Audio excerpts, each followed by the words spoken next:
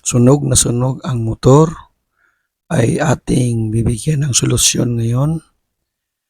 I-replace natin ng bagong motor. Yan, tinanggal ko na ang mga connection, mga tubo niya. At ito yung bagong motor na i-replace natin. 1 horsepower. Yan, for today's video ay papakita natin ang aayos natin o pag-replace natin, pagpapalit ng bagong motor, water pump sa ating school at kinamitan na natin ng mga mahiwagang tools para matanggal, maikabit yung PPR natin ng mga connectors. Iyan, kita naman ninyo. Mabuti at Wednesday ngayon at hindi tayo naka-uniform. So, need talaga nating ayusin ito para sa ating mga mag-aaral. Ayan. At atin nang naikabit, tuwang-tuwa ang inyong lingkod dahil ang ating pinabidyo ay mga estudyante natin.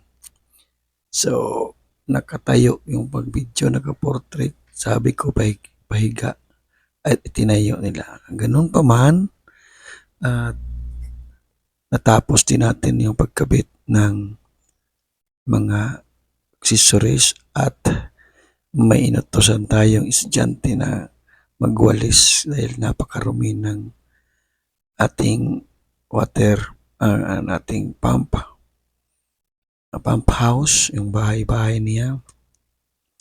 Ayan. At nakakuha tayo ng isang student dito. Ayan. So, tama ninyo. Yan ay aking mga masisipag na mga student na ito hindi mong sabihan na mag-work ay talagang lalapit sa iyo at tutulungan ka niya. Okay, salamat guys sa aking mga mababait at mga masisipag na mga estudyante. Okay, rock and roll to the world. Alright.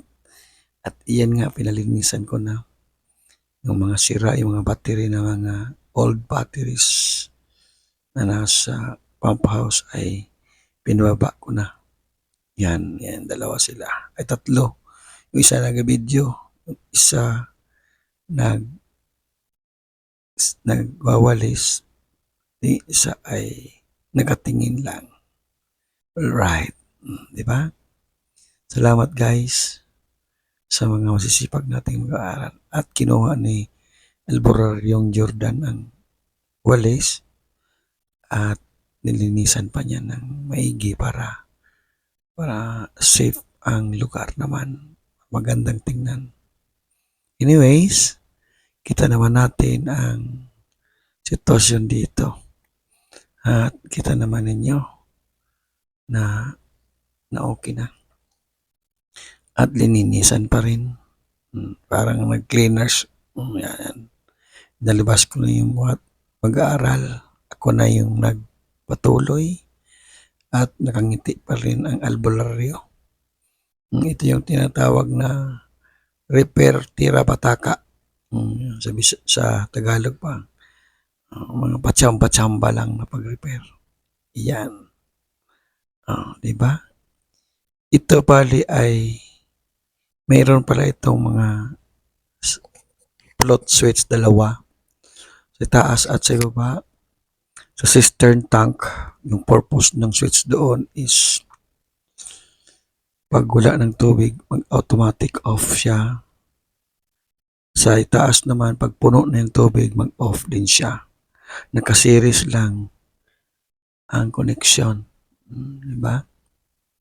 Yung isa pag nasa ibabaw, normally close. Pag lumutang na yung float, mag-o-open na yon. Yung isa naman, normally open. Pag lumutang na rin pataas, mag-close na rin siya. Baliktaran. So, yan ang ating water pump. Mayroon siyang cistern tank at tangke mismo sa ibabaw.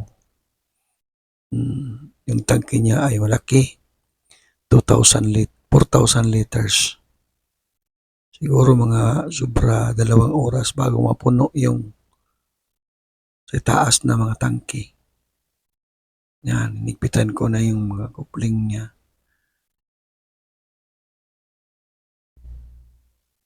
At kita naman ninyo, kitang-kita ang ebidensya na kinabit ko na lahat yung mga dapat ikabit. Iyan. Next nito ay maglalagay na tayo ng tubig para sa priming. Ipa-prime natin ang ating binasa mo ay nagtrapo pala yung manual. Iyan, maraming mga estudyante ang nanood. So mag-priming na. Mag-connect pa pala ng wires. Yan. Connect ng wires. Kita naman natin yan. Dahan-dahan natin kinoconnect. Mayroon siyang breaker. Dalawa yung breaker. Ito na yung aking estudyante. Nagpakita ng mukha. Hello guys daw. At i-connect ko na yung mga wires. Maglalagay lang tayo ng electrical tapes. Iyan. Mayroon din siyang magnetic contactor na mag-trip off pag dyan nakakabit yung mga switch natin, float switch, no? Sa taas at sa baba. Maglagay na tayo ng electrical tape para ma-secure natin na safe yung wiring niya. Naka-off din, siyempre naka-off yung electrical. Yan. Kita naman ninyo kung paano nagpatsamba-tsamba na naman ang albularyo para ma-repair yung ating water system. Yung isang motor, okay yan. Doon naman sa kabilang hagdanan, kasi yung second story na building, sa pinakataas mayroong mga tangke. 4 na tangke lahat, tag-dalawa-dalawa. So, bawat tangke ay may 2,000 liters.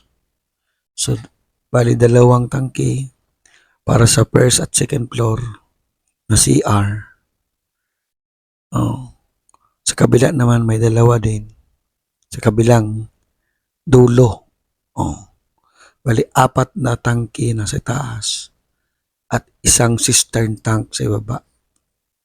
Parang septic tank sa CR na yung ulan doon pupunta lahat ang tubig sa cistern tank. Yan, tinanggal ko na yung pressure gauge. Makikita naman natin kung okay na yung gauge kasi ay yung motor. Kasi may napaka maigpit yata ng pagkalagay. Yan na. Tingnan ninyo. Ginamitan na natin ng monkey wrench o ng pipe wrench. Kita naman ninyo. Yan. At ikakabit natin mamaya. Magpa-prime tayo ng tubig. Kasi wala pang laman yung galing sa foot valve hanggang dyan sa motor mismo. Yan ang kagandahan dito. Iyan. So, kita naman natin kung ano ginawan ng paraan ng albularyong Jordan. Binuhusan na ng malamig na tubig. Iyan. Kita naman ang ebidensya na kapag may katwiran, ipaglaban mo. Alright, rock and roll to the world.